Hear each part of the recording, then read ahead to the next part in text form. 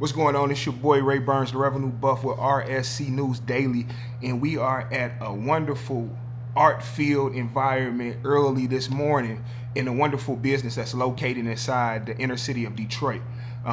What we want to do is highlight this business to let everybody know exactly what's going on, what was the motivation, and where are we and who are we sitting with today. You're sitting with Eric Robinson, new owner of Motor City Java House, second generation. Okay. So I like that second generation. So when you say second generation, meaning that you are a descendant of the first generation of ownership. Yes. Okay, give me a little history of that. So basically, my mom started the Motor City Java House 2010. We've been going on 15 years in October, and she's been running the things, through trial and tribulation, COVID, economy, everything. We still been here and still been an advocate to the community. Recently, we had a devastating loss with her sister, our aunt, which is also her business partner, her general manager, her sister as well. She passed, and it was just hard for Mom to kind of go on a daily basis up here because it was just such a remembrance, not just as a business partner, but as a sister as well. So just to keep the legacy going, I wanted to pick up where they left off. So my biggest thing is to keep my mama dreaming alive and basically grow it. So I see it as she just probably wanted one. I want them all over now. That's, just trying to be, she became an innovator, and I just want to keep innovating what she did and make it grow. Man, listen, that's a wonderful mentality to have. It's not only an entrepreneur, but an entrepreneur that's a man, that's a black man, For sure. That's stepping up and taking on that responsibility. When it comes to entrepreneurship, it's not easy. But when it comes to fulfillment of a dream that's a legacy dream, it can also not be easy. For sure. So I'm going to ask you, what's your day-to-day motivation? What keeps you driven? What keeps you pushing and going? So, long story short, family and my friends, you know what I mean? I got a good support system, with my family. And then one of my best friends, he's an entrepreneur. He has his own business, Mark of Elegance Painting. And, I worked with him, and I seen his trial and tribulation, just really watching him. And now I'm in this state, and he even like, man, you gotta do it. And I'm like, you right. So even him just like, hey, you could probably do this, do that. It's different businesses, but it's all the same product, and we all dealing with consumers. You want to sell the best product the best way. So that was just that. So it's just been my family and friends, and just that's my motivation. And then my aunt, just knowing she looking down or wherever she at, she like, okay, they still going, they still pushing, still keeping her name alive, still just on a daily basis. I like that, and I'm gonna touch base a little bit on what you said in the reference to keeping the name alive. What's one practice or practices that you use daily when it comes to keeping the business, not the business alive, but keeping yourself together as a man, as a young black man? What is something that you do to keep the pressure? What's your outlet? I ain't gonna lie, I'm new to this, and then I think pressure busts pipes and makes diamonds. So honestly, I welcome the pressure, because what we experience as a family, it can't nothing break me now. So I truly feel unbreakable. So I welcome the pressure. I welcome whatever it is, I'm gonna make it happen. Whatever trial and tribulation, I'm gonna get over that hump. Whether it's finance, whether it's a leak in the roof, new toilet, whatever it is, I welcome it all. I don't get turned away or turned down or discouraged, because what's the point? It's still gonna be a problem, and it still gotta be fixed. So I welcome the pressure. I like that. He said he welcomed the pressure. That fighter mentality. That's what I'm talking about, man. You mentioned something earlier about taking Mom's innovation and multiplying it. Yeah. What is it any future plans that you can speak of, or anything that's in the works? Oh, it's all premature. Like I said, I'm a year and a change in. But my biggest thing is okay, we in Detroit, Northwest area, old Redford district. And we've been here, I grew up here, been here all my life. So people come in, they love it, they love it. So I do want to move or open up a different location, like maybe on the east side of Detroit, and then just start to grow from there. Maybe east side, maybe downtown, maybe some like suburban areas as well. So I don't know nothing yet. I've been talking to a few people just in the city, land bank, just trying to acquire property maybe, you know what I mean? It's all premature, but I just want to put it out there Yeah. so I can start to get some feedback and keep telling myself like, this second location, maybe third, maybe fourth. I don't want to put no limits on it. I like that. I like that. It limits your belief. Yeah. Yeah, for sure. So, speaking about belief system, when it comes to the faith of your strength, because I hear strength, I hear strong, I hear resilience. What is one thing that you can give to an entrepreneur that may be new, that may be a year in, might be 6 months in, and they're at a point where they're losing faith or losing belief? That you gotta be dedicated. Like every day is gonna be different. Some days gonna be slow, some days gonna be fast. Some days ain't gonna make sense. But you gotta stay dedicated. You gotta do it. You gotta give yourself at least a year straight of just dedicating yourself to it.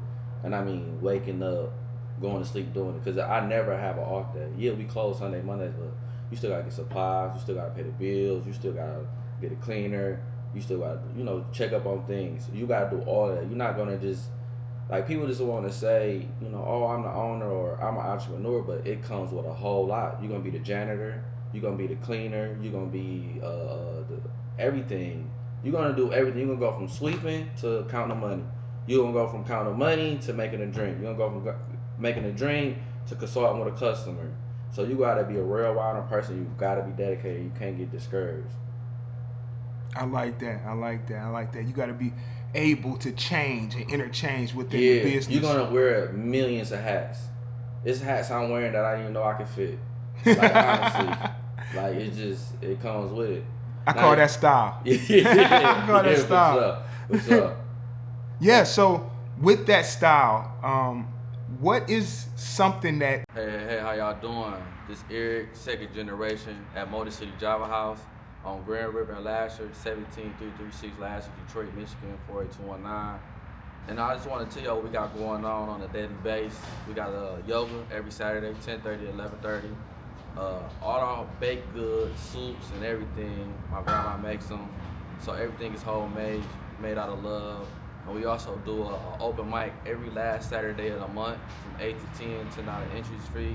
And then we also rent out the space as well, so if you need a birthday party, bar mitzvah, even a repast, art show, business mix, anything you want, we can advocate for you to have it here. You implemented with the change that you was proud about, like something that you were able to bring like a new breath or something different into the business? So I didn't really have to, I didn't have to do a lot as far as I didn't have to get a brick and mortar and all of those things. So I did come in kind of like halfway through, like something, you know what I mean? But that's a part of a legacy and a generation that you don't have to go through those trials and tribulations. But it's still also new trials and tribulations. So my thing is what I have seen grew from my point of view is we open more days so we can attract more customers. We have growth financially within our, what my mama and them has made previous years to now. Our menu has grown as well.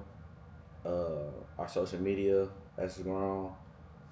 People are starting to recognize, oh, you the coffee guy, or my mom's like, oh yeah, I see y'all still open, good job. So it's just those little small things, those raindrops that go in the bucket. So I seen it, I hear it, and I feel it. I just want to create more everyday foot traffic, not just to get the money, but just to give people the experience. That's it. I'm not here to just sell you coffee. I'm telling them I'm serious, serious experience. So if you feel like it's too much, take a look, go look around, and then come back. And if you feel like you don't want to buy nothing, that's fine, that's cool. We still open to you, the community. So that's just the biggest thing. So it's just seeing the growth. I do see it. And that's where it starts. Speaking of community, when we walked in and we walked around, it felt like home. For sure. You know what I mean? What's some characteristics that you enjoy inside of the business that makes it home for you? Is it a certain area? Because I see you guys got multiple sections. So my favorite spot, we do got live music. There's a guy named Tony. He's been around for like 20 years. He will come in and play live music. I like that aspect with the art and the vibes. And then my favorite room is the room without a roof. It's like a patio. Got art all around it. It's nice in the summertime, super nice. We do yoga there. People have open mics, live performers. What else? All kind of things. So that's one of my favorite rooms. So it's that room, and then being here, we say like the living room, just kind of because you could kind of like chill for a second, kind of get the best of both worlds. Even though I'm working, I can sit over here for 10, 15 minutes and decompress for a second, because it's not so just worky. You know what I mean? So that's the biggest thing. It's the art, the music, and then just the relaxing time when I need to decompress. I like that word, decompress. And as well as you spoke on experience, so I want to combine those two. Mm-hmm. What is it that you take pride in when a person comes in and they give you that report, like, I was able to decompress and I got this experience? What is that?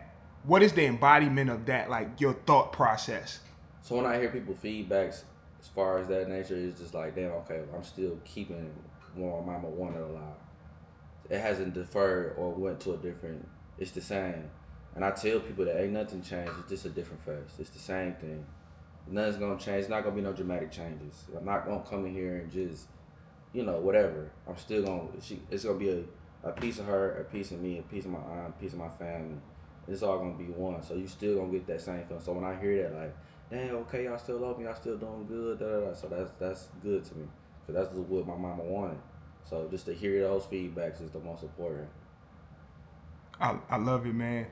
I want you to give a wrap-up word of encouragement to an entrepreneur, to a young man, to a young person, to anybody that's going through a struggle, whether it's the loss of a family member, whatever it is. Give them that last word of encouragement, and we're going to wrap it up. Okay, I think the last word of encouragement, I got to go back to it, it's being dedicated. Like, really, when I say dedicated, like, I get when they say, like, the Floyd Mayweathers, the Kobe Bryant's, like, that mentality. Because working every day, doing the same thing every day is boring. It's not fun. It's not. And you got to do it every day. Now, you do got to have time for yourself, but you just got to be dedicated. Like, you really got to be dedicated. Like, every day got to be there for at least a year just to see it, to know your mistakes. So I think dedicated is the most important thing.